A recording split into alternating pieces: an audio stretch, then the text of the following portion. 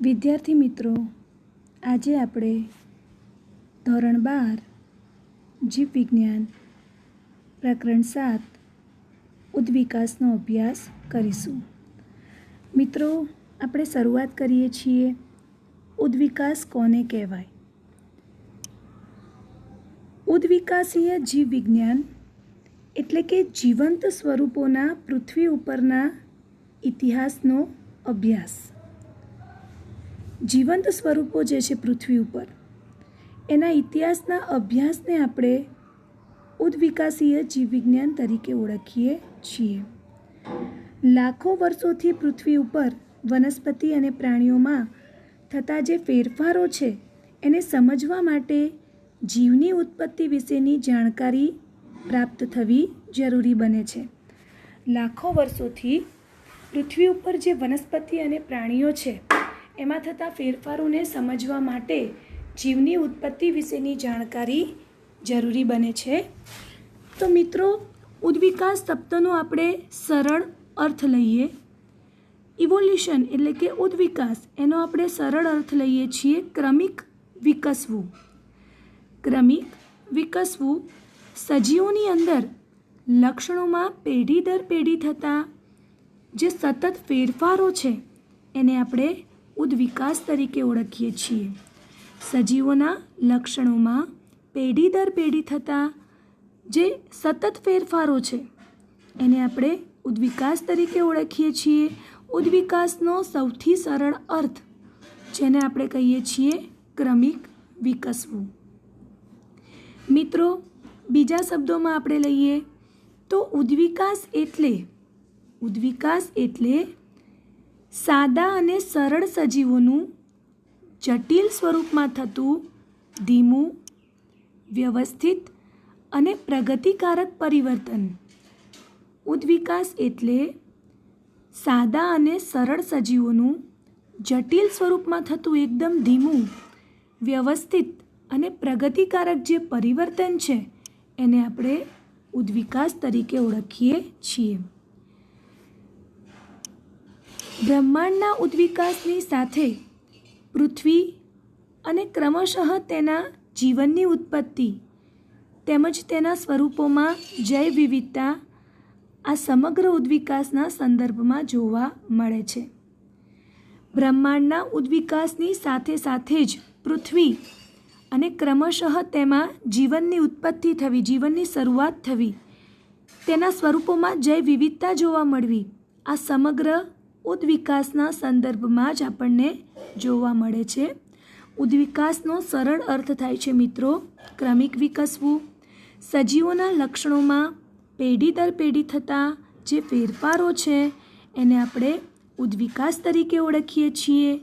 ઉદ્વિકાસનો સૌથી સરળ અર્થ થશે કે સાદા અને જે સરળ સજીવો છે એનું જટિલ સ્વરૂપમાં થતું ધીમું, વ્યવસ્થિત અને પ્રગતિકારક પરિવર્તન. ત્યાર પછી મિત્રો આપણે આગળ ઉપર લઈએ છીએ પૃથ્વીની ઉત્પત્તિના સંદર્ભમાં બિગ બેંગ વાદની માહિતી. બિગ બેંગ વાદ જે પૃથ્વીની ઉત્પત્તિના સંદર્ભમાં આપણને માહિતી આપે છે. મિત્રો, હાલમાં આપણે જે વસ્તુઓ એટલે કે તારાઓ જોઈ રહ્યા છીએ તે એવી વસ્તુ છે જેમાંથી પ્રસ્ફુરિત પ્રકાશની યાત્રા લાખો વર્ષો પહેલાં શરૂ થઈ હતી. તે આપણાથી અબજો કિલોમીટર દૂર છે. ફરીથી મિત્રો ધ્યાનથી સમજજો. હાલમાં આપણે જે વસ્તુ એટલે કે તારાઓ જે જોઈ રહ્યા છીએ તે એવી વસ્તુ છે જેમાંથી પ્રસ્ફુરિત જે પ્રકાશની યાત્રા છે એની શરૂઆત લાખો વર્ષો પહેલાં થઈ હતી.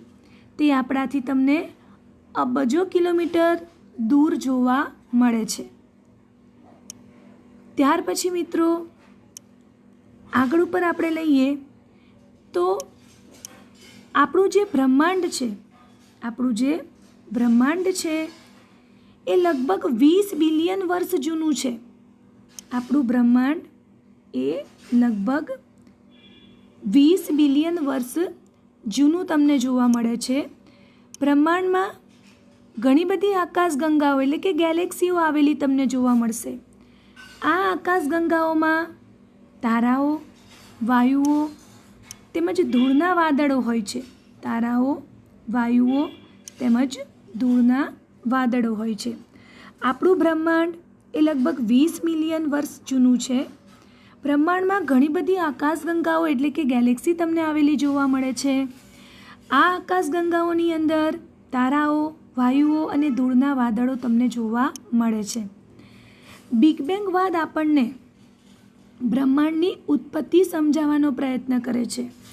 મિત્રો, આપણે જે બિગ બેંગ વાદ ભણી રહ્યા છીએ એ આપણને બ્રહ્માંડની ઉત્પત્તિ સમજાવવાનો પ્રયત્ન કરે છે. આમાં અકલ્પ્ય ભૌતિક વિસ્ફોટ થતાં બ્રહ્માંડનું વિસ્તરણ થયું અને ધીમે ધીમે તાપમાન ઘટ્યું. બિગ બેંગ વાદ આપણને બ્રહ્માંડની ઉત્પત્તિ સમજાવવાનો પ્રયત્ન કરે છે. આમાં અકલ્પ્ય એવા ભૌતિક વિસ્ફોટો થતાં બ્રહ્માંડનું વિસ્તરણ થયું અને ધીમે ધીમે તાપમાન જે છે એ ઘટ્યું. થોડા સમય બાદ હાઇડ્રોજન અને હિલિયમ જેવા વાયુઓ સર્જાયા.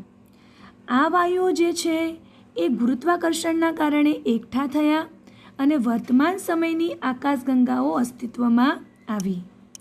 થોડા સમય બાદ હાઇડ્રોજન અને હિલિયમ જેવા વાયુઓ સર્જાયા. આ વાયુઓ ગુરુત્વાકર્ષણના કારણે એકઠા થયા અને વર્તમાન સમયની આકાશગંગાઓ અસ્તિત્વમાં આવી. મિલ્કી વે નામની જે આકાશગંગા, મિલ્કી વે નામની આકાશગંગામાં સૌરમંડળમાં 4.5 બિલિયન વર્ષ પહેલાં પૃથ્વીની રચના થઈ હોવાનું મનાય છે. ધ્યાનથી સાંભળજો મિત્રો. મિલ્કી વે નામની આકાશગંગામાં સૌરમંડળમાં 4.5 બિલિયન વર્ષ પહેલાં પૃથ્વીની રચના થઈ હોવાનું મનાય છે. મિત્રો, આ આપણે પૃથ્વીની ઉત્પત્તિના સંદર્ભમાં બિગ બેંગ વાદની માહિતી પ્રાપ્ત કરી. હવે મિત્રો આગળ ઉપર આપણે લઈએ છીએ પૃથ્વીની ઉત્પત્તિ અને તેમાં ક્રમિક થતા ફેરફારો. લગભગ 4.5 અબજ વર્ષ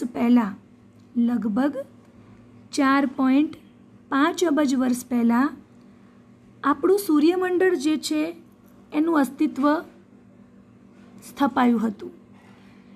લગભગ 4.5 અબજ વર્ષ પહેલાં આપણું સૂર્યમંડળ અસ્તિત્વમાં આવ્યું. સૂર્યમંડળમાંથી કાળક્રમે ગ્રહો છૂટા પડતા ગયા, જેમાંથી આપણી પૃથ્વી પણ છૂટી પડેલી એક ગ્રહ જ છે. સૂર્યમંડળમાંથી કાળક્રમે ગ્રહો છૂટા પડતા ગયા.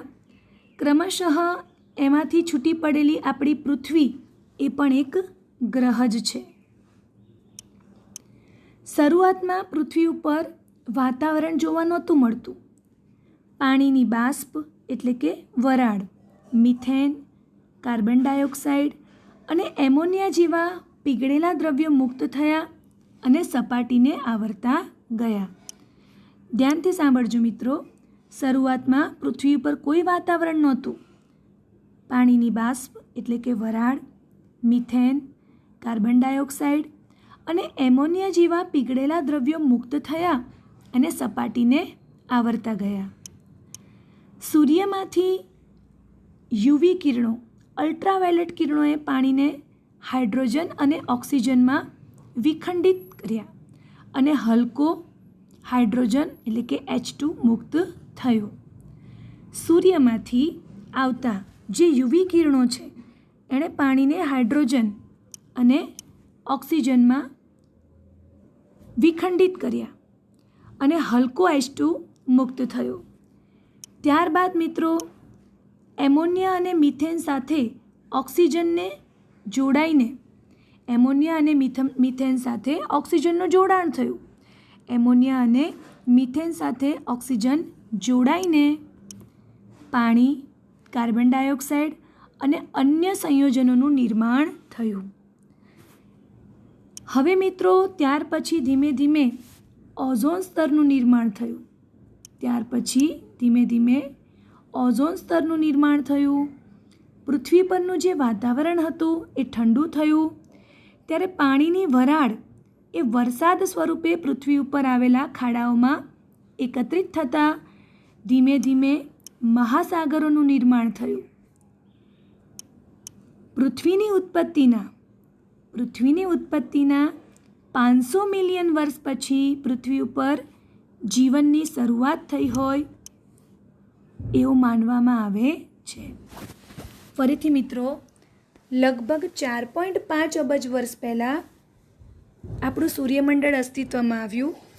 સૂર્યમંડળમાંથી કાળક્રમે છૂટા પડેલા જે ગ્રહ છે એમાંથી પૃથ્વી પણ છૂટી પડી, જે એક ગ્રહ જ છે. શરૂઆતમાં પૃથ્વી ઉપર કોઈ વાતાવરણ નહોતું, પણ ધીમે ધીમે પાણીની વરાળ, મિથેન, કાર્બન ડાયોક્સાઇડ અને એમોનિયા જેવા પીગળેલા દ્રવ્યો મુક્ત થયા અને સપાટીને આવરતા ગયા. હવે સૂર્યમાંથી આવતા જે યુવી કિરણો છે એને પાણીનું વિખંડન કર્યું. પરિણામે હાઇડ્રોજન અને ઓક્સિજનમાં વિખંડનના અંતે તમને હલકો H2 મુક્ત થતો જોવા મળ્યો. હવે એમોનિયા અને મિથેન સાથે ઓક્સિજનનું જોડાણ થયું અને પાણી, કાર્બન ડાયોક્સાઇડ અને અન્ય સંયોજનોનું નિર્માણ થયું. ત્યાર પછી ધીમે ધીમે ઓઝોન સ્તરનું નિર્માણ થયું. પૃથ્વી ઉપરનું વાતાવરણ ધીમે ધીમે ઠંડુ થયું. પાણીની વરાળ એ વરસાદ સ્વરૂપે પૃથ્વી ઉપર વરસી અને ખાડાઓમાં એકત્રિત થતાં મહાસાગરોનું ધીમે ધીમે નિર્માણ થયું. આમ પૃથ્વીની ઉત્પત્તિના 500 મિલિયન વર્ષ પછી પૃથ્વી ઉપર જીવનની શરૂઆત થઈ હોવાનું માનવામાં આવે છે. એના પછી મિત્રો આપણે આગળ ઉપર લઈએ જીવની ઉત્પત્તિ વિશેના અનુમાનિત વાદોના મંતવ્ય.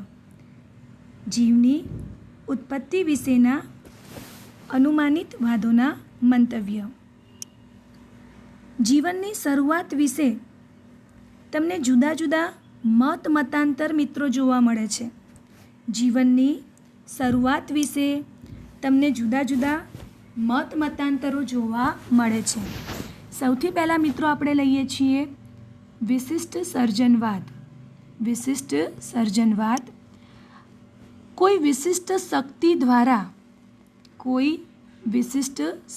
દ્વારા જુદા જુદા પ્રકારના સજીવોનું નિર્માણ થયું હોવાનું મનાય છે. વિશિષ્ટ સર્જનવાદ એવું કહે છે કે કોઈ વિશિષ્ટ શક્તિ દ્વારા જુદા જુદા પ્રકારના સજીવોનું નિર્માણ થયું હશે. એના પછી મિત્રો આપણે બીજો વાદ લઈએ છીએ પેન્સપર્મિયા વાદ. આ વાત તમને કહે છે ગ્રીક વિચારકોના મત પ્રમાણે, ગ્રીક વિચારકોના માન્યા પ્રમાણે જીવનના એકમો જેને બીજાણુ કહેવાય છે, સ્પોર કહેવાય છે, જે પૃથ્વી સહિતના વિવિધ ગ્રહોમાં સ્થળાંતરિત થયા. હજુ પણ કેટલાક ખગોળશાસ્ત્રીઓ એવા છે કે જે આ માન્યતા સાથે સહમત ધરાવે છે, પોતાની સહમતિ આપે છે. ફરીથી મિત્રો, પેન્સપર્મિયા વાદ એ તમને શું સમજાવે છે તો કે ગ્રીક વિચારકોના મંતવ્ય મુજબ જીવનના એકમો જેને આપણે બીજાણુ એટલે કે સ્પોર તરીકે ઓળખીએ છીએ, જે પૃથ્વી સહિતના વિવિધ ગ્રહોમાં સ્થળાંતરિત થયા. આ થિયરી, આ વાદને હાલમાં પણ કેટલાક ખગોળશાસ્ત્રીઓ જે છે એ પોતાની સહમતિ આપે છે. એના પછી મિત્રો આપણે આગળ ઉપર ત્રીજો વાદ લઈએ છીએ અજીવજનનવાદ. અજીવજનનવાદ એવું માનવામાં આવતું કે નિર્જીવ દ્રવ્યોમાંથી એકાએક સજીવની ઉત્પત્તિ થઈ. આ વાત તમને એવું કહે છે કે નિર્જીવ ઘટકોમાંથી, નિર્જીવ દ્રવ્યોમાંથી અચાનક એકાએક જ સજીવોની ઉત્પત્તિ થઈ, સજીવો ઉત્પન્ન થયા. જીવ સડતી અને કોહવાતી વસ્તુઓમાંથી ઉત્પન્ન થયા.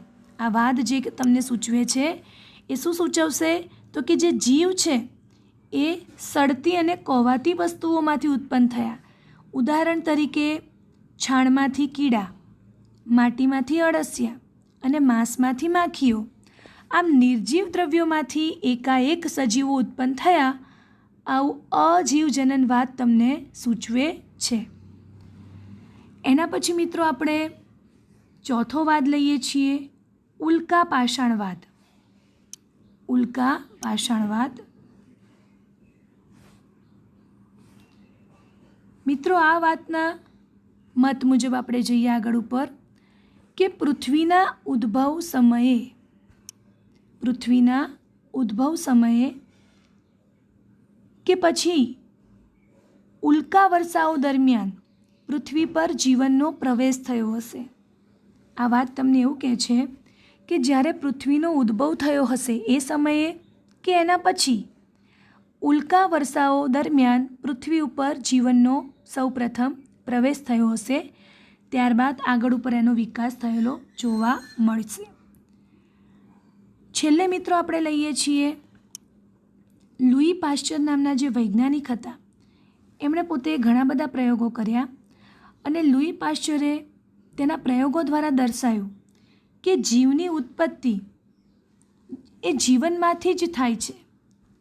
જીવની ઉત્પત્તિ એ જીવનમાંથી જ થાય છે. તેના પ્રયોગોમાં તેમણે જંતુરહિત ચંબુમાં મૃત યીસ્ટને રાખ્યા તો તેમાંથી નવા યીસ્ટ સર્જાયા નહીં. તેમણે પોતાના પ્રયોગની અંદર જંતુરહિત ચંબુ લીધો અને એ જંતુરહિત ચંબુમાં મૃત યીસ્ટને રાખ્યા. તો આ પ્રક્રિયા દરમિયાન આગળ એમણે જોયું કે જે નવા યીસ્ટ હતા એનું સર્જન થયું નહીં, પરંતુ એમણે બીજા ચંબુની અંદર ખુલ્લી હવા દાખલ થવા દીધી. બીજા ચંબુમાં ખુલ્લી હવા દાખલ થવા દીધી.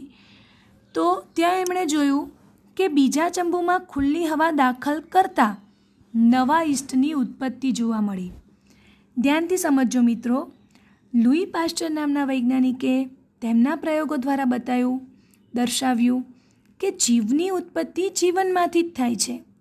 પોતાના પહેલા પ્રયોગમાં એમણે જંતુરહિત ચંબુમાં મૃત યીસ્ટને રાખ્યા તો તેમાંથી નવા યીસ્ટનું નિર્માણ નથી થતું, પણ બીજા ચંબુમાં જ્યારે ખુલ્લી હવા દાખલ કરવામાં આવે છે તો ત્યાં તમને નવા યીસ્ટની ઉત્પત્તિ થતી જોવા મળી. ત્યાર પછી મિત્રો આપણે આગળ ઉપર લઈએ છીએ ઓપેરિન અને હાલ્ડેનના જીવની ઉત્પત્તિ વિશેના મંતવ્ય. ઓપેરિન અને હાલ્ડેનના જીવની ઉત્પત્તિ વિશેના મંતવ્ય. રશિયન વૈજ્ઞાનિક ઓપેરિન અને હાલ્ડેને જણાવ્યું કે પૂર્વ અસ્તિત્વ ધરાવતા અજૈવ કાર્બનિક અણુઓ જેમ કે આરએનએ કે પ્રોટીન, એમાંથી જ પ્રથમ જીવન જે છે એનું અસ્તિત્વ થયેલું તમને જોવા મળે છે. રશિયન વૈજ્ઞાનિક ઓપેરિન અને હાલ્ડેને સૂચવ્યું કે પૂર્વ અસ્તિત્વ ધરાવતા જે અજૈવ કાર્બનિક અણુઓ છે જેમ કે આરએનએ અને પ્રોટીન, એમાંથી જ પ્રથમ જીવન જે છે એ અસ્તિત્વમાં આવ્યું હશે. ત્યાર પછી મિત્રો આપણે આગળ ઉપર લઈએ તો કે જીવની રચના રાસાયણિક ઉદ્વિકાસ પછી નિર્માણ પામેલ હશે, એટલે કે અકાર્બનિક અણુઓના એકત્રીકરણથી કાર્બનિક દ્રવ્ય જે છે એ અસ્તિત્વમાં આવ્યા હશે. રશિયન વૈજ્ઞાનિક ઓપેરિન અને હાલ્ડેને એમ કીધું કે પૂર્વ અસ્તિત્વ ધરાવતા જે અજૈવ કાર્બનિક અણુઓ છે એમાંથી જ પ્રથમ જીવન જે છે એની શરૂઆત થઈ હશે. જીવની રચના રાસાયણિક ઉદ્વિકાસ પછી નિર્માણ પામેલ હશે. આ બહુ જ અગત્યનો મુદ્દો છે. જીવની રચના જે છે તે રાસાયણિક ઉદ્વિકાસ પછી નિર્માણ પામેલ હશે, એટલે કે અકાર્બનિક અણુઓના એકત્રીકરણથી જ કાર્બનિક દ્રવ્ય અસ્તિત્વમાં આવ્યા હશે. પૃથ્વીનું તે સમયનું વાતાવરણ એ રિડ્યુસિંગ પ્રકારનું હતું. પૃથ્વીનું તે સમયનું વાતાવરણ રિડ્યુસિંગ પ્રકારનું હતું, જેમાં મિથેન, એમોનિયા વગેરે વાયુઓની તમને હાજરી જોવા મળતી હતી. પૃથ્વી ઉપર ઊંચું તાપમાન, જ્વાળામુખીના તોફાન અને સતત વરસાદ, આ બધી પરિસ્થિતિઓ પણ એ સમયે જોવા મળતી હશે. પૃથ્વી ઉપર તે સમયનું વાતાવરણ રિડ્યુસિંગ પ્રકારનું હતું, જેમાં મિથેન અને એમોનિયા જેવા વાયુઓની હાજરી જોવા મળતી હતી. તેમજ પૃથ્વી ઉપર ઊંચું તાપમાન, જ્વાળામુખીના તોફાન અને સતત વરસાદ, આવી પરિસ્થિતિઓ એ સમયે જોવા મળતી હશે.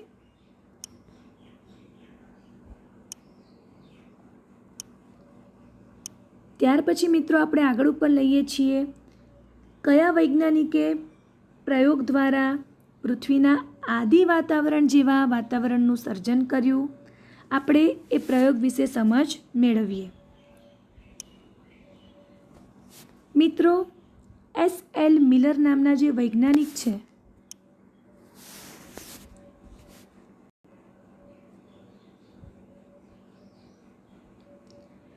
S.L.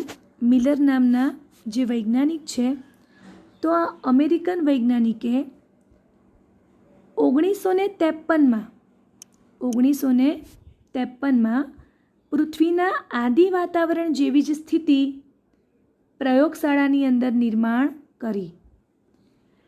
S.L. મિલર નામના અમેરિકન વૈજ્ઞાનિકે 1953માં પૃથ્વીનું જે આદિ વાતાવરણ હતું, એ આદિ વાતાવરણ જેવી જ પરિસ્થિતિનું નિર્માણ એ લેબોરેટરીની અંદર એટલે કે પ્રયોગશાળામાં કર્યું. વિદ્યુત ચમકારા કરાવી શકાય તેવા એક હવાચુસ્ત પાત્રમાં તેમણે પાણી, મિથેન, એમોનિયા અને હાઇડ્રોજન વાયુનું મિશ્રણ લીધું. આ પાત્રને તેમણે રિએક્શન ચેમ્બર તરીકે નામ આપ્યું. વિદ્યુત ચમકારા કરાવી શકાય તેવા એક હવાચુસ્ત પાત્રની અંદર તેમણે પાણી, મિથેન, એમોનિયા અને હાઇડ્રોજન વાયુનું મિશ્રણ લીધું અને આ પાત્રને રિએક્શન ચેમ્બર તરીકે ઓળખવામાં આવે છે. હવે આ જે રિએક્શન ચેમ્બર છે, એમાં ગોઠવેલા ઇલેક્ટ્રોડ્સ દ્વારા વીજ ચમકારા કરાવી શકાય છે. રિએક્શન ચેમ્બરમાં ગોઠવેલા ઇલેક્ટ્રોડ્સ દ્વારા વીજ ચમકારા કરાવી શકાય છે. રિએક્શન ચેમ્બરને અન્ય પાત્ર સાથે સંકળાયેલ તેમાં પાણી ઉકળતું રાખી શકાય, વરાળ ઉત્પન્ન કરાય છે. એમણે પોતાના પ્રયોગની અંદર રિએક્શન ચેમ્બરમાં ગોઠવેલા જે ઇલેક્ટ્રોડ્સ હતા એના દ્વારા વીજ ચમકારા ઉત્પન્ન કરાયા. સાથે સાથે રિએક્શન ચેમ્બરને અન્ય પાત્ર સાથે એમણે જોડી, જેમાં પાણી ઉકળતું રાખ્યું. એમણે અંદાજે 800 °C જેટલું પાણી ઉકળતું રાખ્યું, જેથી વરાળ ઉત્પન્ન કરી શકાય છે. ત્યારબાદ મિત્રો, રિએક્શન ચેમ્બરના બીજા છેડે કન્ડેન્સર જોડી બહાર આવતા વરાળયુક્ત મિશ્રણને ઠારી એકત્રિત કરાય છે. આ મિશ્રણને વિવિધ રસાયણોની હાજરી માટે ચકાસી શકાય છે. મિત્રો, તમે નીચે આકૃતિમાં જોઈ શકો છો કે અહીંયા તમે સ્પષ્ટ રીતે એમણે તૈયાર કરેલ જે રિએક્શન ચેમ્બર છે એ જોઈ શકો છો. એમાં મિત્રો તમે અહીંયા એમણે જે ઇલેક્ટ્રોડ મૂક્યા હતા વીજ ચમકારા ઉત્પન્ન કરવા, એ પણ તમે સ્પષ્ટ જોઈ શકો છો. એમણે જે ઘટકોનું મિશ્રણ કરાયું ચેમ્બરમાં, એ પણ તમે અહીંયા જોઈ શકો છો. એના પછી એમણે જે 800 °C તાપમાને જે પાણી ઉકળતું રાખ્યું, રિએક્શન ચેમ્બર સાથે જેનું જોડાણ કર્યું, એ પણ તમે આકૃતિની અંદર અહીંયા સ્પષ્ટ જોઈ શકો છો. તમે અહીંયા ઉકળતા પાણી માટેની જે જગ્યા છે, વેક્યુમ પંપ છે, રિએક્શન ચેમ્બરની અંદર ગોઠવેલા ઇલેક્ટ્રોડ જે છે, ત્યાર પછી પાણીના નિકાલ તેમજ કન્ડેન્સર અને પાણીનો પ્રવેશ, આ બધા જ જે ઘટકો છે એ આકૃતિમાં સ્પષ્ટ જોઈ શકો છો. અને છેલ્લે તમે જ્યારે એ જે પાણી જે છે, આપણે જે આગળ મુદ્દો કીધો કે વરાળયુક્ત મિશ્રણને આપણે ઠારીએ છીએ, પછી આપણે ચકાસીએ કે એમાં કયા કયા રસાયણોની હાજરી જોવા મળશે, તો એ પણ તમને અહીંયા આકૃતિમાં અહીંયા જોવા મળશે. કાર્બનિક ઘટકો ધરાવતું પાણી. આ મિત્રો અહીંયા તમે મિલરના પ્રયોગનું રેખાંકીય નિરૂપણ સ્પષ્ટ જોઈ શકો છો. મિત્રો, આ પ્રયોગ દ્વારા મિલર નામના વૈજ્ઞાનિકે પોતે જે અવલોકન આપ્યું એમાં એમણે એમ જણાવ્યું કે લગભગ 18 દિવસ પછી મિશ્રણમાં એમિનો એસિડ અને પેપ્ટાઇડ શૃંખલાઓ જોવા મળી. એમણે પોતાના આ પ્રયોગ દરમિયાન 18 દિવસ બાદ મિશ્રણમાં એમિનો એસિડ અને પેપ્ટાઇડ શૃંખલાઓની હાજરી જોઈ. આવું જ બીજા વૈજ્ઞાનિકોના પ્રયોગો દરમિયાન પણ જોવા મળ્યું. આ પ્રકારે અન્ય વૈજ્ઞાનિકો જે છે એમણે પણ મિત્રો પ્રયોગો કર્યા અને એમના પ્રયોગો દરમિયાન પણ આવું જોવા મળ્યું, જેમાં શર્કરા, નાઇટ્રોજન બેઝ, રંજક દ્રવ્ય અને ચરબીનું નિર્માણ થયું. જેમાં શર્કરા, નાઇટ્રોજન બેઝ, રંજક દ્રવ્ય અને ચરબીનું નિર્માણ થયું. પૃથ્વી ઉપર પડેલી ઉલ્કાઓનું પૃથ્થકરણ કરતાં આવા દ્રવ્યો તેમાં પણ મળી આવે છે, જે દર્શાવે છે કે કદાચ અવકાશમાં પણ આવી જ ક્રિયા થતી હશે. પૃથ્વી ઉપર પડેલી જે ઉલ્કાઓ છે એનું જ્યારે પૃથ્થકરણ કરીએ છીએ ત્યારે આવા જ દ્રવ્યો તમને જોવા મળે છે. આ બતાવે છે કે કદાચ અવકાશમાં પણ આવી જ ક્રિયા થતી હશે. આમ મર્યાદિત પુરાવાઓ સાથે રાસાયણિક ઉદ્વિકાસની વાતને પ્રાથમિક સંકલ્પના તરીકે સ્વીકારીએ છીએ. આમ આપણે એવું કહી શકીએ કે મર્યાદિત પુરાવા સાથે આપણે જે રાસાયણિક ઉદ્વિકાસની વાત છે એને પ્રાથમિક સંકલ્પના તરીકે સ્વીકારીએ છીએ.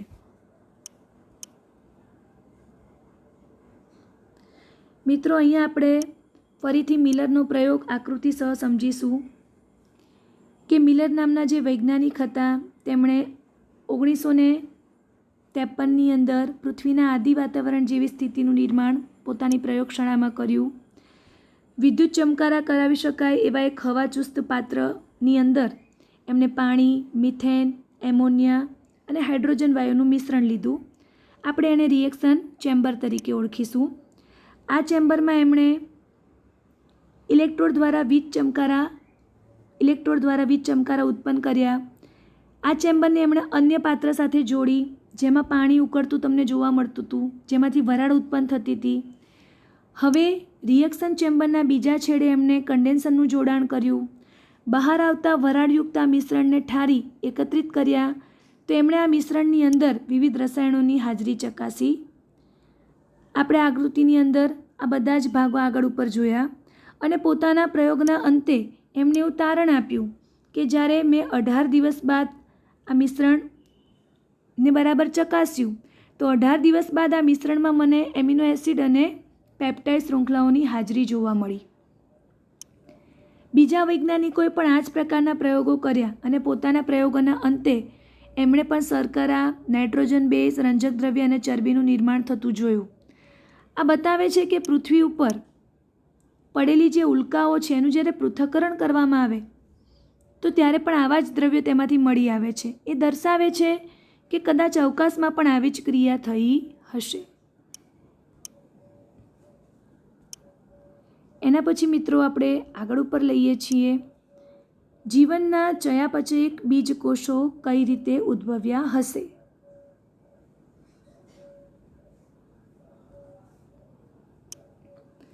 સૌપ્રથમ સ્વયં વિભાજન પામી શકે તેવા જીવનના ચયાપચયિક બીજકોષોની ઉત્પત્તિ વિશે કોઈ જ માહિતી નથી.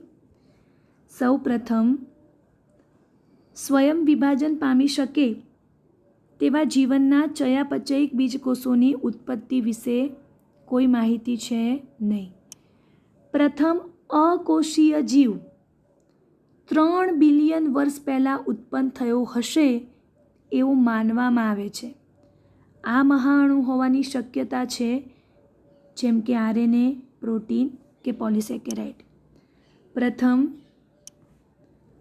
અકોષીય જીવ 3 બિલિયન વર્ષ પહેલાં ઉત્પન્ન થયો હશે તેવું માનવામાં આવે છે. આ મહાઅણુ હોવાની શક્યતા છે, ઉદાહરણ તરીકે આરએનએ, પ્રોટીન કે પોલિસેકેરાઇડ. આ મહાઅણુ કદાચ બીજકોષ એટલે કે કેપ્સ્યુલ સ્વરૂપમાં પોતાની રીતે પ્રજનન કરતા હોઈ શકે. આ મહાઅણુ કદાચ બીજકોષ સ્વરૂપમાં પોતાની રીતે પ્રજનન કરતા હોઈ શકે. 2000 મિલિયન વર્ષ પહેલાં સુધી પ્રથમ કોષીય જીવની ઉત્પત્તિ થયેલ નથી. 2000 મિલિયન વર્ષ પહેલાં સુધી પ્રથમ કોષીય જીવની ઉત્પત્તિ થયેલ નથી. મોટે ભાગે તેઓ એકકોષીય હતા. બધા જ જીવંત સ્વરૂપો પાણીના વાતાવરણમાં જ હતા. 2000 મિલિયન વર્ષ પહેલાં સુધી પ્રથમ કોષીય જીવની ઉત્પત્તિ થયેલ નથી. મોટે ભાગે તેઓ એકકોષીય હતા અને બધા જ જીવંત સ્વરૂપો એ પાણીના વાતાવરણમાં જ હતા. આમ જૈવ જનન પ્રમાણે અજૈવિક અણુઓમાં ધીમે ધીમે ઉદ્વિકાસ થઈ પ્રથમ જીવંત કોષ અસ્તિત્વમાં આવ્યો હોય એવું માનવામાં આવે છે. આમ જૈવ જનન પ્રમાણે અજૈવિક અણુઓમાં ધીમે ધીમે ઉદ્વિકાસ થઈ પ્રથમ જીવંત કોષ અસ્તિત્વમાં આવ્યો હોવાનું માનવામાં આવે છે.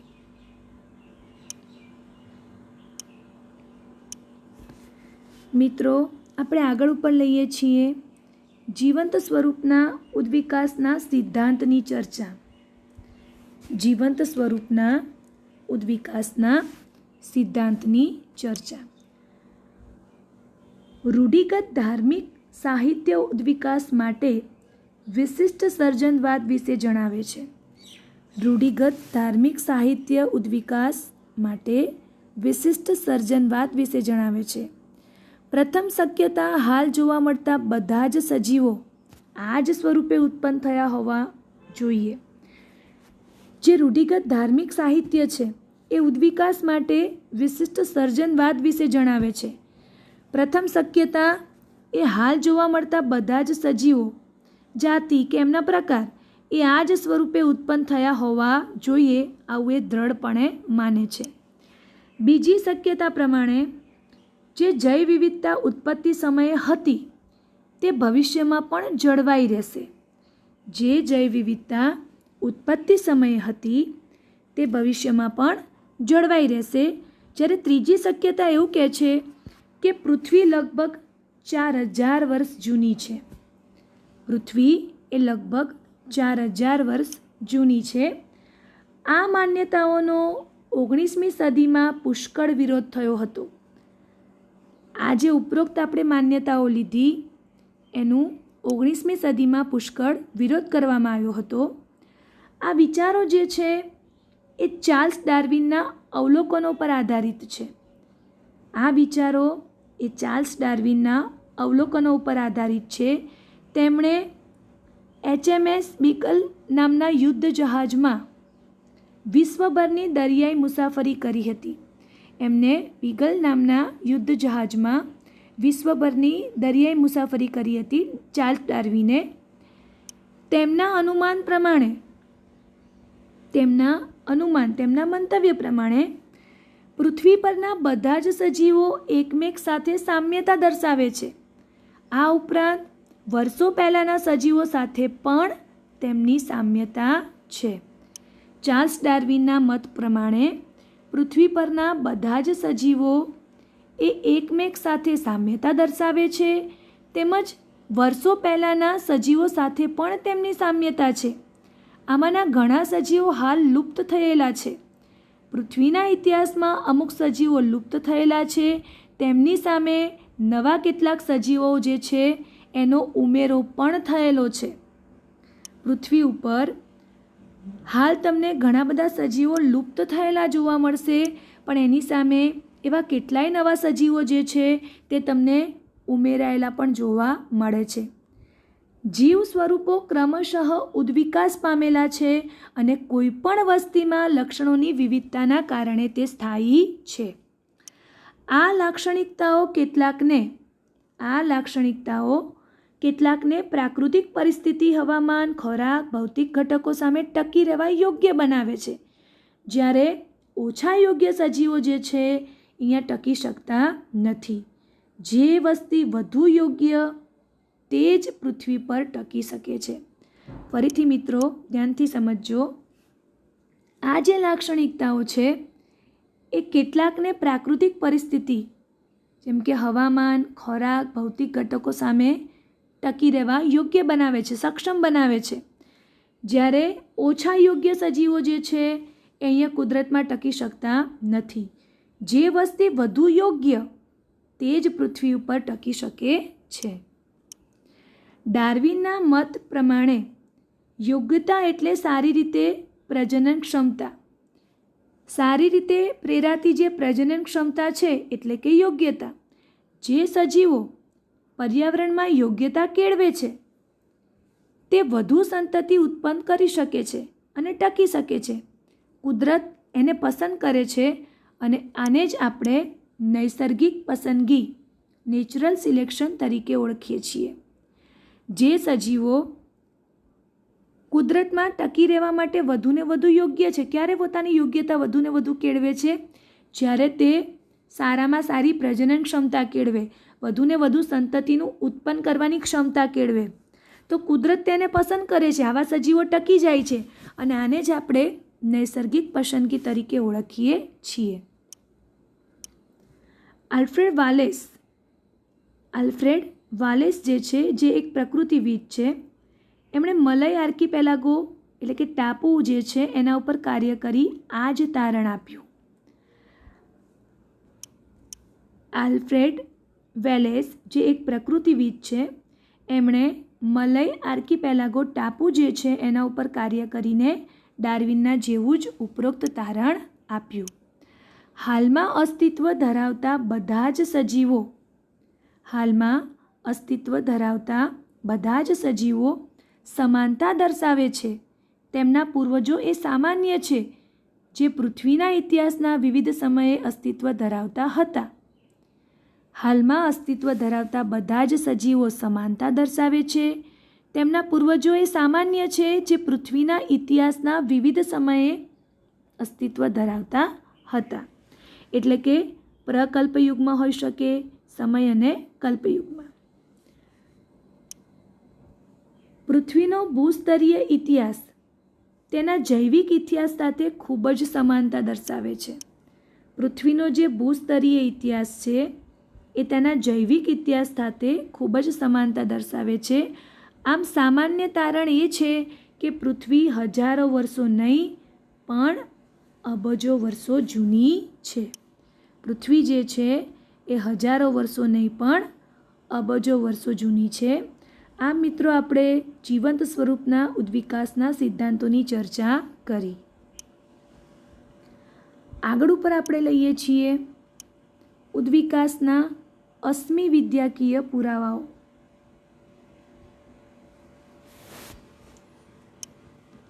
પૃથ્વી ઉપર જીવોનો જે ઉદ્વિકાસ છે તેના પુરાવા ઘણી દિશામાંથી મળે છે આપણને. પૃથ્વી ઉપર વિવિધ જીવોનો ઉદ્વિકાસ થયો છે આ વાતના પુરાવા આપણને ઘણી બધી જગ્યાએ, ઘણી બધી દિશામાંથી પ્રાપ્ત થાય છે. અશ્મિઓ ખડકોમાં રહેલા જીવન સ્વરૂપોના સખત ભાગો છે. અશ્મિઓ એ ખડકોમાં રહેલા જીવન સ્વરૂપોના સખત ભાગો છે. ખડકો કાંપ બનાવે છે, પૃથ્વીના સ્તરોનો છેદ દર્શાવે છે કે સેન્દ્રિય તત્વોની એક સ્તર ઉપર બીજા સ્તરની ગોઠવણી પૃથ્વીના લાંબા ઇતિહાસ દરમિયાનની છે. અશ્મિઓ જે છે એ ખડકોમાં રહેલા જીવંત સ્વરૂપોના સખત ભાગો છે. ખડકો કાંપ એટલે કે સેન્દ્રિય તત્વો બનાવે છે. પૃથ્વીના સ્તરોનો છેદ દર્શાવે છે કે સેન્દ્રિય તત્વોની એક સ્તર ઉપર બીજા સ્તરની ગોઠવણી એ પૃથ્વીના લાંબા ઇતિહાસ દરમિયાનની છે.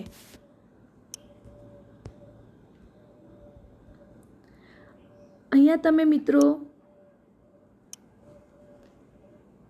ડાયનાસોરનું વંશાવલી વૃક્ષ અને તેમના મળતા આજકાલના સજીવો જેવા કે મગર અને પક્ષીઓ એની રૂપરેખા જોઈ શકો છો. ડાયનાસોરનું વંશાવલી વૃક્ષ અને તેમને મળતા આજકાલના સજીવો જેવા કે મગર અને પક્ષીઓ.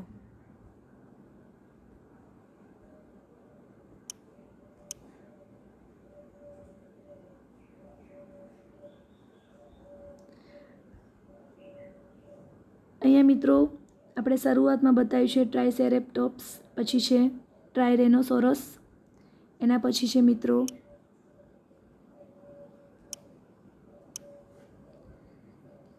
ટેરેનોડોન, એના પછી છે ક્રોકોડિલિયન, એના પછી મિત્રો આપણે બતાવ્યું છે આર્કિયોપ્ટેરિસ,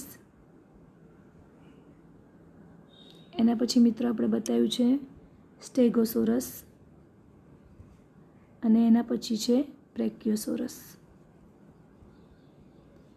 આ મિત્રો આપણે અહીંયા ડાયનાસોરનું વંશાવલી વૃક્ષ અને તેના મળતા આજકાલના જે સજીવો છે જેવા કે મગર અને પક્ષીઓ એની આકૃતિઓ જોઈ. હવે મિત્રો આપણે આગળ ઉપર લઈએ છીએ કે વિવિધ વયના જે અવસાદી ખડકો છે, અલગ અલગ ઉંમરના જે અવસાદી ખડકો છે એ ભિન્ન જીવન સ્વરૂપોના અશ્મિઓ ધરાવે છે, જે લગભગ આ ખડકોના નિર્માણ દરમિયાન મૃત્યુ પામ્યા હશે. તેમાંના કેટલાક આધુનિક સજીવો સાથે સામ્યતા પણ ધરાવે છે.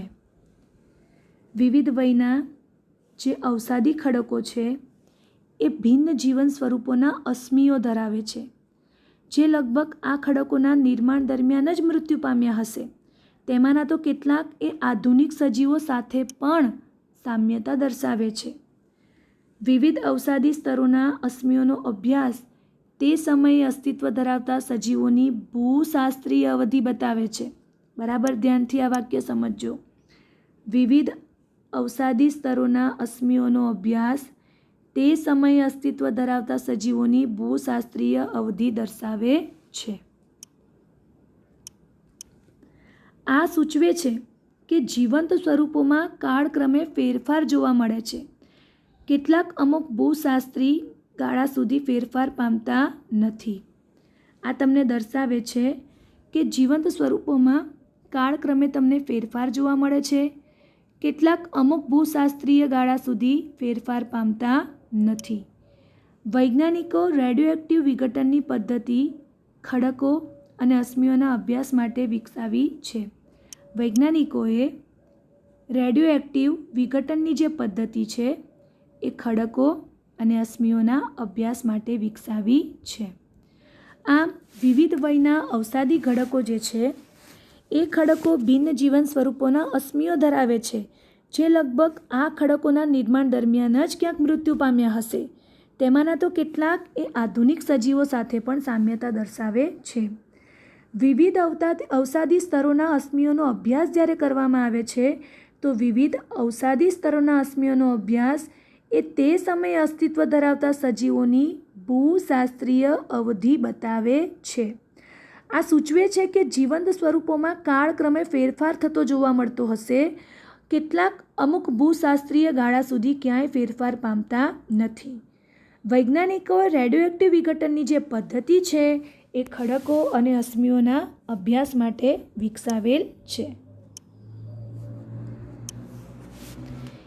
ત્યાર પછી મિત્રો આપણે આગળ ઉપર લઈએ છીએ ઉદ્વિકાસનો ગર્ભવિદ્યાકીય આધાર.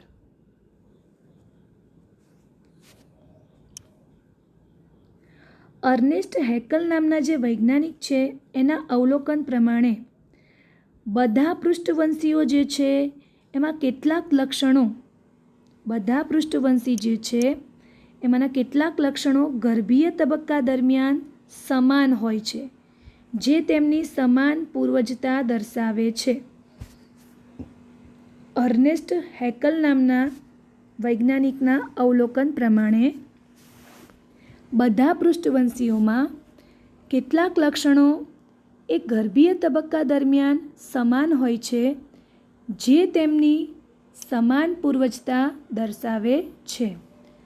આના આધારે મિત્રો આપણે લઈએ છીએ પૂર્વજન્યાવર્તનવાદ કે બાયોજિનેટિક સિદ્ધાંત.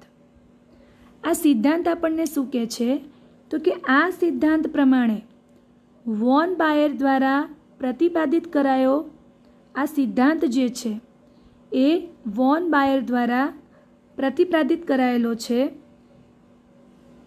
જેને અર્નેસ્ટ હેકલ દ્વારા પૂર્વજન્યાવર્તનવાદ તરીકે ઓળખાયો. આ સિદ્ધાંત પ્રમાણે દરેક સજીવ તેના વિકાસ દરમિયાન તેની જાતિના ઉદ્વિકાસીય ઇતિહાસનું પુનરાવર્તન કરે છે. આ મુદ્દો મિત્રો ધ્યાનથી સમજજો. પૂર્વજન્યાવર્તનવાદ કે બાયોજીનેટિક સિદ્ધાંત, આ સિદ્ધાંત જે છે એ વોન બોયર નામના વૈજ્ઞાનિક દ્વારા પ્રતિપાદિત થયેલો છે. આ સિદ્ધાંત એ વોન બાયર નામના વૈજ્ઞાનિક દ્વારા પ્રતિપાદિત થયેલો છે, જેને અર્નેસ્ટ હેકલ નામના જે વૈજ્ઞાનિક છે એણે આ સિદ્ધાંતને પૂર્વજન્યાવર્તનવાદ એવું નામ આપ્યું છે. તો આ સિદ્ધાંત આપણને શું કહે છે? આ સિદ્ધાંત એવું કહે છે કે દરેક સજીવ તેના વિકાસ દરમિયાન તેની જાતિના ઉદ્વિકાસીય ઇતિહાસનું પુનરાવર્તન કરે છે. માનવ સહિતના બધા જ પૃષ્ઠવંશી સજીવોના ગર્ભમાં શીર્ષની પાછળ અવશિષ્ટ ઝાલર ફાટ જોવા મળે છે, જે તમને મત્સ્યમાં જ ક્રિયાશીલ જોવા મળશે, અન્ય પૃષ્ઠવંશીઓમાં નહીં. માનવ સહિત આપણે જ્યારે બધા જ પૃષ્ઠવંશીના ગર્ભનો અભ્યાસ કરીશું ત્યારે આપણને જોવા મળશે કે શીર્ષની પાછળ તમને અવશિષ્ટ ઝાલર ફાટ જોવા મળે છે, જે મત્સ્યની અંદર માત્ર ક્રિયાશીલ હોય છે, અન્ય પૃષ્ઠવંશીઓમાં એ ક્રિયાશીલ જોવા મળતી નથી. આ આપણને સૂચવે છે કે દરેક સજીવ તેના વિકાસ દરમિયાન તેની જાતિના ઉદ્વિકાસીય ઇતિહાસનું પુનરાવર્તન કરે છે. હવે મિત્રો આપણે કેટલાક ઉદાહરણ લઈએ. દેડકાનો ટેડપોલ જલજ અને મત્સ્ય જેવા લક્ષણો ધરાવે છે, જે દર્શાવે છે કે દેડકા મત્સ્ય જેવા પ્રાણીઓમાંથી જ વિકાસ પામ્યા છે. દેડકાનો જે ટેડપોલ છે તે જલજ અને મત્સ્ય જેવા લક્ષણો ધરાવે છે. એ આપણને દર્શાવે છે કે દેડકો એ મત્સ્ય જેવા પ્રાણીઓમાંથી જ વિકાસ પામ્યા છે. અનાવૃત બીજધારી જે વનસ્પતિ છે એમાં ફલન માટે પાણી પર આધાર તમને જોવા મળતો નથી. અનાવૃત બીજધારી વનસ્પતિમાં ફલન માટે પાણી જે છે એ અનિવાર્ય નથી, પણ આદિ અનાવૃત બીજધારી કશાયુક્ત જન્યુકોષો ધરાવે છે, જેના ફલન માટે પાણી જરૂરી હોય છે. આ મુદ્દો મિત્રો ધ્યાનથી સમજજો. અનાવૃત બીજધારી વનસ્પતિ જે છે એમાં ફલન માટે પાણી પર આધાર રાખવો નથી પડતો, ફલન માટે પાણી આધારિત નથી. પણ આપણે આદિ અનાવૃત બીજધારીની વાત કરીએ તો એમાં જે કશાયુક્ત જન્યુકોષો તમને જોવા મળે છે, તો એ ત્યાં તમને ફલન માટે પાણી જરૂરી બને છે. હું આદિ અનાવૃત બીજધારીની વાત કરું છું, જેમાં કશાયુક્ત જનનકોષો જોવા મળશે, તો ત્યાં તમને ફલન માટે પાણીની જરૂરિયાત જોવા મળે છે. તો આ તમને બતાવે છે કે આ અનાવૃત બીજધારી અને ત્રિઅંગી વચ્ચેની સામ્યતા એ પૂર્વજતા દર્શાવે છે. ઉચ્ચ કક્ષાની અનાવૃત બીજધારીમાં ફલન માટે પાણી જરૂરી નથી, પરંતુ આદિ અનાવૃત બીજધારી વનસ્પતિ જે છે એના કશાયુક્ત જન્યુકોષો અંદર જોવા મળશે, જેના ફલન માટે પાણી જરૂરી હોય છે. આ અનાવૃત બીજધારી અને ત્રિઅંગી વચ્ચેની સામાન્ય પૂર્વજતા તમને જોવા મળશે, એક સરખી પૂર્વજતા તમને જોવા મળશે, કારણ કે ત્રિઅંગીમાં પણ ફલન માટે પાણી જરૂરી છે અને આદિ અનાવૃત બીજધારીમાં પણ આ જ પરિસ્થિતિ તમે જોઈ શકો છો કે ફલન માટે પાણી જરૂરી છે. તો અહીંયા તમે એવું કહી શકો કે અનાવૃત અને ત્રિઅંગી વચ્ચેની આ સામાન્ય પૂર્વજતા તમને જોવા મળે છે. હવે મિત્રો આપણે આગળ ઉપર લઈએ છીએ તુલનાત્મક અંતસ્થ રચના અને બાહ્યાકાર વિદ્યાના આધારે ઉદ્વિકાસનો અભ્યાસ.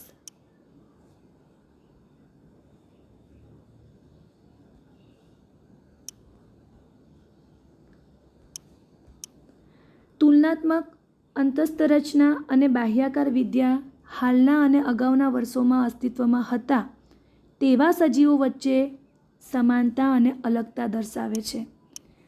તુલનાત્મક અંતસ્થ રચના અને બાહ્યાકાર વિદ્યા જે છે એ તમને હાલના અને અગાઉના વર્ષોમાં જે સજીવો અસ્તિત્વ દર્શાવતા હતા તેમની વચ્ચે સમાનતા અને અલગતા દર્શાવે છે.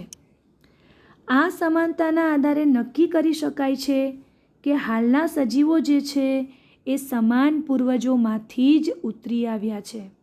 હાલના સજીવો જે છે તે સમાન પૂર્વજોમાંથી જ ઉતરી આવ્યા છે. સૌથી પહેલાં આપણે લઈએ છીએ રચના સદસ્યતા, જેને આપણે હોમોલોગી અથવા તો સમમૂલકતા તરીકે ઓળખીએ છીએ. અહીંયા મિત્રો આપણે જોઈ શકીશું સમમૂલકતાની અંદર કે વેલ, ચામાચીડિયું, ચિત્તા અને માણસ આ બધા સસ્તન છે. વેલ, ચામાચીડિયું, ચિત્તો અને માનવ આ બધા સસ્તન છે. તો આ બધાની અંદર એના જે અગ્ર ઉપાંગના અસ્થિઓ જે છે એની ભાત તમને સરખી જોવા મળે છે, પરંતુ આ પ્રાણીઓમાં અગ્ર ઉપાંગો જે છે એના જે કાર્ય છે એ તમને ભિન્ન જોવા મળશે. કાર્યો મિત્રો તમને ભિન્ન જોવા મળે છે આ સસ્તન બધાની અંદર, પરંતુ એના અગ્ર ઉપાંગના અસ્થિઓની ભાત તમને સરખી જોવા મળશે. તો અહીંયા તમે અંતસ્થ રચનાકીય સમાનતા જોઈ શકો છો. ટૂંકમાં આ એવા અંગો છે મિત્રો કે જે રચનાની દ્રષ્ટિએ સમાન છે. રચનાની દ્રષ્ટિએ સમાન છે, પરંતુ કાર્યની દ્રષ્ટિએ ભિન્ન છે. તો આવા અંગોને આપણે રચના સદસ્યતા, સમમૂલકતા અથવા તો હોમોલોગી તરીકે ઓળખીએ. આ પ્રાણીઓમાં અગ્ર ઉપાંગના ભુજાસ્થિ, અર્ય પ્રકોષ્ઠાસ્થિ, મણિબંધાસ્થિ, પશ્વ અને અંગુલ્યાસ્થિનો સમાવેશ થશે. પ્રાણીઓની અંદર જે અગ્ર ઉપાંગો છે એમાં ભુજાસ્થિ છે, અર્ય પ્રકોષ્ઠાસ્થિ છે, મણિબંધાસ્થિ છે, પશ્વ અંગુલ્યાસ્થિ, આ બધા અસ્થિઓનો સમાવેશ થાય છે. આ પ્રાણીઓમાં સમાન રચના ધરાવતા અંગોનો વિકાસ થયો, પણ તે જુદી જુદી જરૂરિયાત મુજબ અનુકૂલિત થતા ગયા. તો આને આપણે અપસારી ઉદ્વિકાસ તરીકે ઓળખીશું. કે જેમાં પ્રાણીઓ સમાન રચના ધરાવતા અંગોનો વિકાસ તો કરે છે, પરંતુ આ પ્રાણીઓની પોતાની જરૂરિયાત મુજબ એ અંગો અનુકૂલિત થતા ગયા. તો આને આપણે અપસારી ઉદ્વિકાસ કહીશું, અને આવી રચનાઓને આપણે સમમૂલક અથવા તો રચના સદસ્ય અંગો તરીકે ઓળખીએ છીએ. સમમૂલકતા એ સમાન પૂર્વજો દર્શાવે છે. સમમૂલકતા એ સમાન પૂર્વજો દર્શાવે છે. મિત્રો, આપણે આગળ ઉપર જે પહેલું ઉદાહરણ લીધું એ સસ્તનના અગ્ર ઉપાંગનું લીધું. હવે આપણે બીજું ઉદાહરણ લઈએ છીએ. વનસ્પતિની અંદર બોગનવેલ જે છે એ બોગનવેલમાં જોવા મળતા પ્રકાંડકંટક અને કુકરબીટા એટલે કે કોળું જે છે એ કોળામાં જોવા મળતા પ્રકાંડસૂત્ર. મિત્રો, અહીંયા રચનાની દ્રષ્ટિએ આપણે વાત કરીએ તો બોગનવેલના પ્રકાંડકંટક અને કોળાના પ્રકાંડસૂત્ર એ રચનાની દ્રષ્ટિએ સમાન અંગો છે, પરંતુ કાર્યની દ્રષ્ટિએ આ બંને ભિન્ન છે. પ્રકાંડકંટક જે છે એ બોગનવેલની અંદર રક્ષણના કાર્ય હેતુ તમને નિર્માણ પામેલા જોવા મળશે, જ્યારે કોળામાં જોવા મળતા જે પ્રકાંડસૂત્ર છે એ મુખ્યત્વે આરોહણનું કાર્ય કરે છે. આમ ઉત્પત્તિની દ્રષ્ટિએ આ અંગો સમાન છે, રચનાની દ્રષ્ટિએ સમાન છે, પણ કાર્યની દ્રષ્ટિએ આપણે વાત કરીએ તો પ્રકાંડકંટક એ રક્ષણાત્મક કાર્ય કરશે, જ્યારે પ્રકાંડસૂત્ર એ આરોહણનું કાર્ય કરે છે. તો આને પણ આપણે રચના સદસ્ય અંગો એટલે કે સમમૂલક અંગો તરીકે ઓળખી શકીએ. ત્યાર પછી મિત્રો આપણે લઈએ છીએ કાર્ય સદસ્ય અંગોની વાત કરીએ, જેને આપણે એનાલોગસ તરીકે ઓળખીશું. કાર્ય સદસ્યતા અંતસ્થ રચના અલગ હોય પણ કાર્યની દ્રષ્ટિએ સમાનતા હોય તો આવા અંગોને કાર્ય સદસ્ય અંગો કહેવાય, અને આને આપણે કાર્ય સદસ્યતા તરીકે ઓળખીશું. અંતસ્થ રચના એ અલગ છે, એટલે કે રચનાની દ્રષ્ટિએ અંગો અલગ છે, પરંતુ કાર્યની દ્રષ્ટિએ અંગો સમાન છે. તો એવા અંગોને આપણે કાર્ય સદસ્ય અંગો કહીશું. આપણે એને એનાલોગસ એટલે કે કાર્ય સદસ્યતા તરીકે ઓળખી શકીએ. ઉદાહરણ તરીકે આપણે લઈએ તો પક્ષી અને પતંગિયાની પાંખ. અહીંયા તમે જુઓ તો કાર્ય બંનેનું સરખું જ છે, ઉડવાનું કામ, પણ રચનાની દૃષ્ટિએ બંને અલગ અલગ જોવા મળશે. પક્ષીની જે પાંખ છે એ અગ્ર ઉપાંગનું રૂપાંતરિત સ્વરૂપ છે, જ્યારે પતંગિયાની જે પાંખ છે એ અધિચર્મીય રૂપાંતરણ છે. તો અહીંયા રચનાની દૃષ્ટિએ બંને અલગ અલગ છે, પણ કાર્યની દૃષ્ટિએ અહીંયા તમને બંને સમાન જોવા મળે છે. ત્યારબાદ આવી કાર્ય સદસ્યતા જે છે, આવી જે કાર્ય સદસ્યતા તમે જે અંગોમાં જુઓ છો, એટલે કે આ જે કાર્ય સદસ્ય રચનાઓ છે એ કેન્દ્રાભિસારી ઉદ્વિકાસનું સૂચન કરે છે. કાર્ય સદસ્ય અંગો જે છે એ કેન્દ્રાભિસારી ઉદ્વિકાસનું તમને સૂચન કરે છે, કેન્દ્રાભિસારી ઉદ્વિકાસ દર્શાવે છે. આગળ ઉપર મિત્રો આપણે બીજા ઉદાહરણની વાત કરીએ તો અન્ય ઉદાહરણમાં આપણે લઈએ ડોલ્ફિનના ફ્લિપર્સ અને પેગ્વિનના ફ્લિપર્સ. એના સિવાય ઓક્ટોપસની અને સસ્તનની આંખ. એના સિવાય બટાકા અને સક્કરિયા. બટાકા જે છે મિત્રો, એક ઉદાહરણ આપણે સમજીએ અહીંયા. બટાકા જે છે એ પણ ખોરાકના સંગ્રહનું કામ કરે છે અને સક્કરિયાની અંદર પણ ખોરાકનો સંગ્રહ થાય છે. તો અહીંયા મિત્રો કાર્ય બંનેનું સરખું છે, ખોરાકના સંગ્રહનું. પરંતુ રચનાની આપણે વાત કરીએ તો બટાકા જે છે એ ખોરાક સંગ્રહી પ્રકાંડનું રૂપાંતરણ છે, જ્યારે સક્કરિયું જે છે એ ખોરાક સંગ્રહી મૂળનું રૂપાંતરણ છે. તો અહીંયા રચનાની દૃષ્ટિએ બંને અલગ અલગ છે, એક મૂળનું રૂપાંતરણ છે, એક પ્રકાંડનું છે, પણ કાર્ય બંનેના તમને સમાન જોવા મળશે. તો આ પણ કાર્ય સદસ્ય રચનાનું જ ઉદાહરણ છે, જે આપણને કાર્ય સદસ્યતા એટલે કે એનાલોગસ સમજાવે છે. આગળ ઉપર મિત્રો આપણે લઈએ.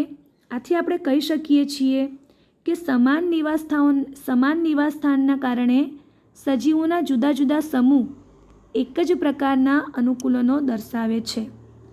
આથી મિત્રો આપણે એવું કહી શકીએ કે સમાન નિવાસસ્થાનોના કારણે સજીવોના જે જુદા જુદા સમૂહ છે એ એક જ પ્રકારના અનુકૂલનો દર્શાવે છે. મિત્રો તમે અહીંયા આકૃતિ પણ સ્પષ્ટ જોઈ શકો છો. પહેલી આકૃતિ તમને જે બતાવી છે તે આપણે બોગનવેલ અને કુકરબીટાની બતાવેલી છે.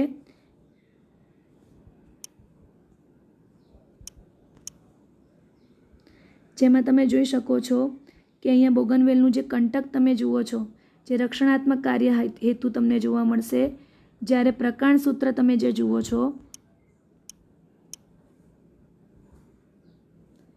એ તમને આરોહણના હેતુસર જોવા મળશે. બંનેમાં અહીંયા કાર્ય તમને જુદા જોવા મળે છે, પણ રચનાની દૃષ્ટિએ બંને કેવા છે? સમાન છે.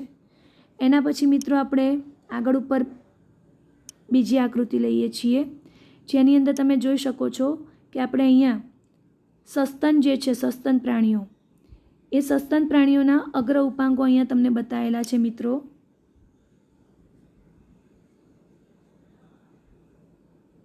સૌથી પહેલાં મિત્રો તમે માનવ જે છે એ માનવના અગ્ર ઉપાંગ જોઈ શકો છો. એના પછી મિત્રો તમને ચિત્તાના અગ્ર ઉપાંગ બતાવ્યા છે. એના પછી મિત્રો વેલના બતાવ્યા છે અને એના પછી ચામાચીડિયાના બતાવ્યા છે. મિત્રો અહીંયા તમે અગ્ર ઉપાંગ જે છે એ અગ્ર ઉપાંગ રચનાની દૃષ્ટિએ તમને સમાન જોવા મળે છે, પણ કાર્યની દૃષ્ટિએ આપણે લઈએ તો એમાં તમને વિવિધતાઓ જોવા મળશે. માનવના અગ્ર ઉપાંગ જે છે એ વસ્તુ પકડવામાં ઉપયોગી છે. આપણે વેલની વાત કરીએ તો તરવામાં ઉપયોગી આવશે. ચામાચીડિયાની વાત કરીએ તો ઉડવામાં ઉપયોગી આવશે. ચિત્તામાં વાત કરીએ તો દોડવામાં ઉપયોગી આવશે. એમ દરેકમાં તમને કાર્ય કંઈક જુદું જોવા મળશે, પણ અહીંયા તમે એનો જે દેખાવ જુઓ છો, એની જે તમે રચના જુઓ છો, એ તમને સમાન જોવા મળે છે. તો અહીંયા આપણે જે બે પ્રકારની આકૃતિઓ લીધી, પહેલી વનસ્પતિની અને બીજી પ્રાણીની, તો એ તમને સમમૂલક અંગો દર્શાવે છે. આજના વિડીયોની અંદર મિત્રો અહીં સુધીની માહિતી.